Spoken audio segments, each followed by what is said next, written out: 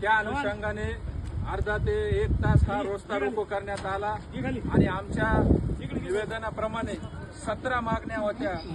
त्या 2 उड्डाणपुलाचे जे काम चालू आहे त्याच्या अनुषंगाने, या रोडचं जे काम चालू आहे त्याच्या अनुषंगाने, या नालीचं जे काम चालू आहे त्याच्या अनुषंगाने गेवराईकरांच्या वाहनधारकाच्या हितासाठी आणि सुरक्षिततेसाठी जे आंदोलन केलं, आज खऱ्या अर्थाने आज आम्हाला यश आलं असं आज आम्ही मानतो।